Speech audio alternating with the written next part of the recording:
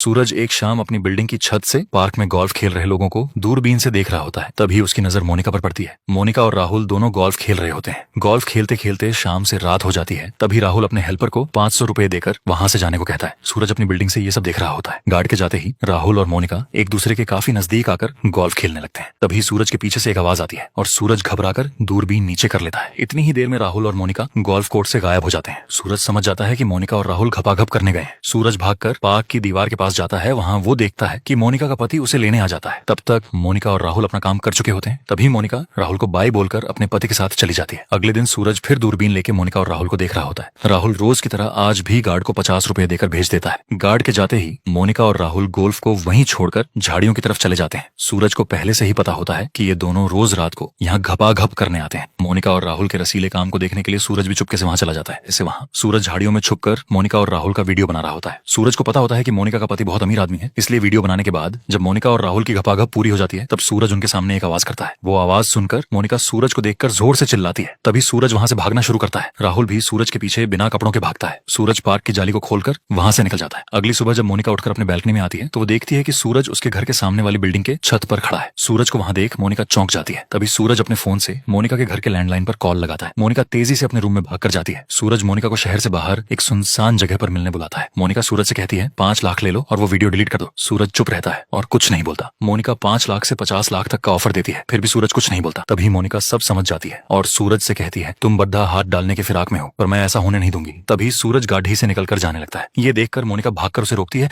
और सूरज से पूछती है तुम ही बताओ कितने पैसे चाहिए तुम्हें। सूरज कहता है मुझे पैसे नहीं चाहिए। ये सुनकर मोनिका डर जाती है। उसे लगता है अब ये मुझे अपने साथ सोने के लिए कहेगा। तभी सूरज कहता है डरो मत, मुझे तुम्हारे साथ सोने में कोई इंटरेस्ट नहीं है। मैं जानता हूँ तुम्हारे पति के पास 13,000 करोड़ ब्याज की संपत्ति है। मैं हमेशा अमीर रहना चाहता हूँ, तो इस टेप के बदले तुम मेरे लिए मेरे बैंक का काम करोगी। मैं जब भी जो भी मांगू तुमसे, तुम्हें मुझे वो देना होगा। घर गाड़ी पैसा, मेरी हर एक मांग तुम्हें पूरी करनी होगी। अगर तुम्हें मंजूर हो तो 25 लाख देकर अभी डील डन करो, नहीं तो कल सुबह तुम्हारी चिकनी जवानी वाली वीडियो तुम्हारे पति के पास पहुंच जाएगी। अगले ही दिन सूरज को 25 लाख कैश मिल जाता है। पैसा मिलते ही सूरज अपने दोस्तों को मुंबई बुला लेता है। सूरज अपनी नई गाड़ी में अपने दोस्तों को स्टेशन लेने जाता है। मोनिका राहुल के साथ मिलकर सूरज को रास्ते से हटाने का प्लान बनाती है। मोनिका सूरज को जान से मारने का प्लान बनाती है। सूरज जैसे ही अपनी वैन से नीचे उतरता है, एक गुंडा उसके पास आकर उस पे गन पॉइंट कर देता है और सूरज से कार में बैठने के लिए कहता है। गुंडे सूरज को एक सुनसान जगह पे ले जाते हैं। सूरज गुंडों से लड्डी एच कर अपनी जान बचा लेता है। मोनिका से बदला लेने के लिए सूरज बिल्डिंग के टॉप फ्लोर से मोनिका के बैल्कनी में घुस जाता है। मोनिका उस समय अपने बाथरूम में नहा रही होती है। तभी उसे बाहर से कुछ आवाज आती है। मोनिका बाहर आके देखती है तो सूरज उसके घर में सब तोड़ दिए फोड़ दिख रहा होता है। मोनिका सूरज से माफी मांगती है और उससे कहती है मुझे माफ कर दो, मैं आगे से तुम्हें कभी परेशान नहीं करूंगी और तुम जब चाहो जितना पैसा चाहो तुम्हें मिल जाएगा। तभी सूरज मोनिका से कहता है उसे विदेश घूमने जाना है, जल्दी से मेरा सब बंदोबस्त करो। मोनिका सूरज और उसके दोस्त के विदेश घूमने का सारा बंदोबस्त कर देती है, पर सूरज इस बात से अनजान होता है कि यहाँ भी मोनिका सूरज को रास्ते से हटाने के लिए जाल बिछा रही होती है। विदेश में घूमते वक्त सूरज को शेरी नाम की एक लड्डेचकी मिलती है। उसे देखते ही सूरज उसके प्यार में पड्डी छिड़ जाता है। सूरज शेरी से जानबूझ के टकराने के लिए उसके पीछे भागता है, पर जैसे ही सूरज शेरी के नजदीक आता है पर लास्ट मोमेंट पे शेरी नीचे झुक जाती है और सूरज पूल में गिर जाता है। शेरी सूरज को देख उस पे जोर जोर से हंसने लगती है और सूरज से कहती है तुसी फिर से चूक गए। तभी सूरज समझ जाता है शेरी पंजाबी है। दोनों बात कर ही रहे होते हैं कि इतने में शेरी का बॉडीगार्ड वहां आ जाता है और शेरी वहां से चली जाती है। अगले दिन सूरज और उसके दोस्त